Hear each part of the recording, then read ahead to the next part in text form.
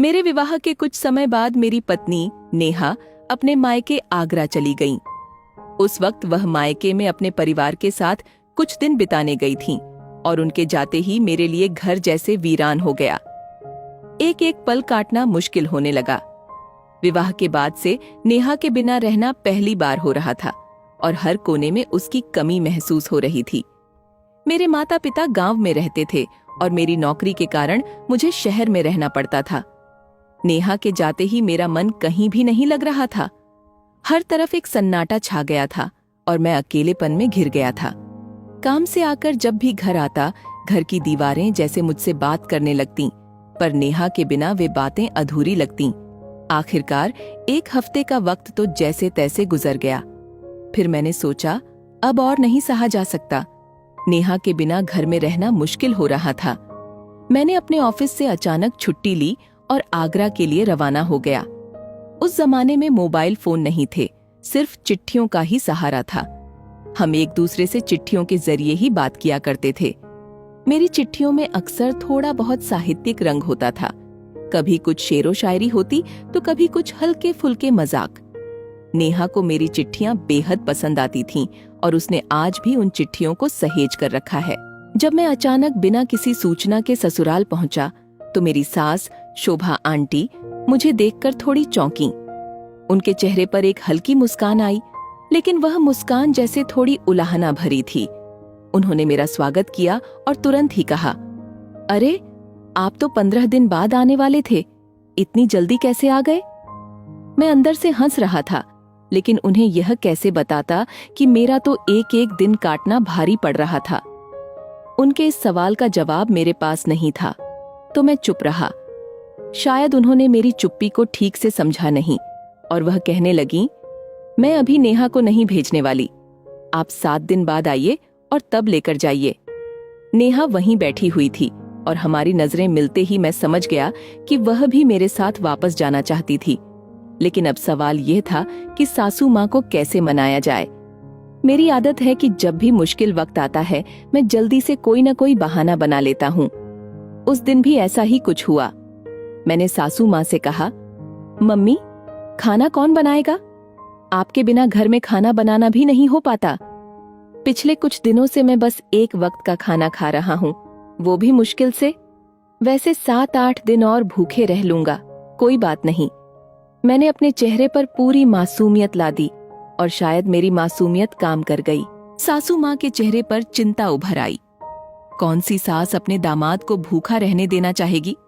तुरंत ही उन्होंने फरमान जारी कर दिया, ठीक है, इस बार मैं भेज रही हूँ, लेकिन अगली बार जब नेहा मायके आएगी तो 1 महीने के लिए छोड़ना होगा, समझे? मैंने मन ही मन सोचा, मरता क्या न करता। मैंने भी सोचा, अभी तो अपनी बात बनाओ, आगे की आगे देखी जाएगी। हमने उनकी बात मान ली और नेहा को लेकर खुशी खुशी घर लौट आए। नेहा को घर लौटकर बहुत खुशी हुई। जैसे मुझे उसकी कमी महसूस हो रही थी, वैसे ही वह भी मेरे बिना रह नहीं पा रही थी। अब मुझे यह समझ में आया कि उसकी भावनाएं भी मेरी ही तरह थीं। कुछ महीने बीते और एक बार फिर से नेहा को उसके मायके भेजने का वक्त आ गया। इस बार साले साहब नेहा को लेने आए और उनके साथ सासू माँ का फरमान भी था।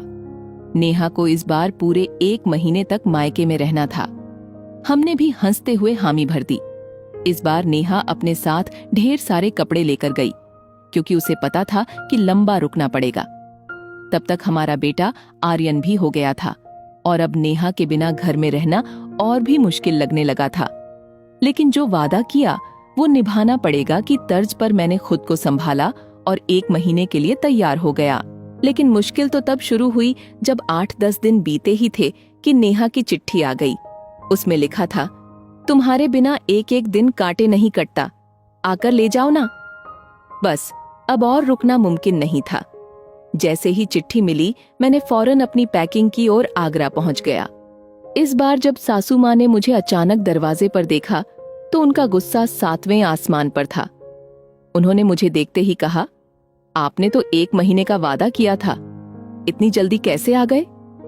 मैं चुपचाप उनकी बातें सुनता रहा और नेहा कमरे के कोने में बैठी मुस्कुरा रही थी।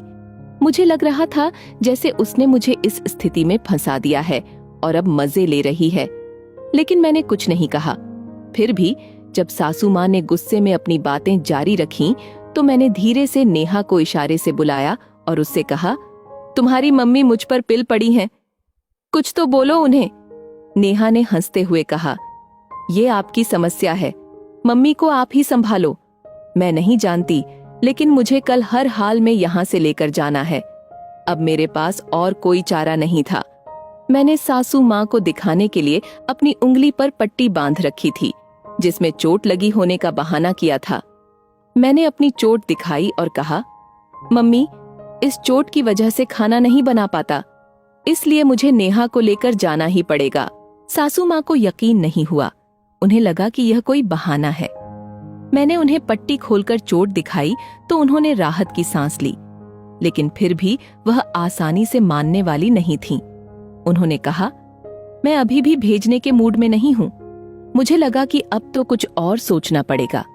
आखिरकार मैंने सासू माँ से कहा, मम्मी, एक बार नेहा से भी तो पूछिए कि क्या वह रुकना चाहती है या नहीं। सासू माँ ने नेहा की ओर देखा और वह तुरंत कमरे से बाहर भाग गई। सासू माँ चौंक कर बोली, नेहा, तूने तो जुल्म कर दिया। थोड़ी देर बाद सासू माँ और नेहा दोनों ड्राइंग रूम में वापस आईं।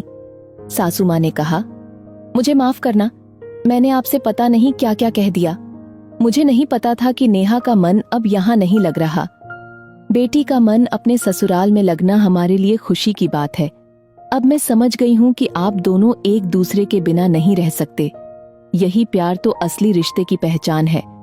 ये सुनकर मेरी आंखों में भी खुशी के आंसू आ गए।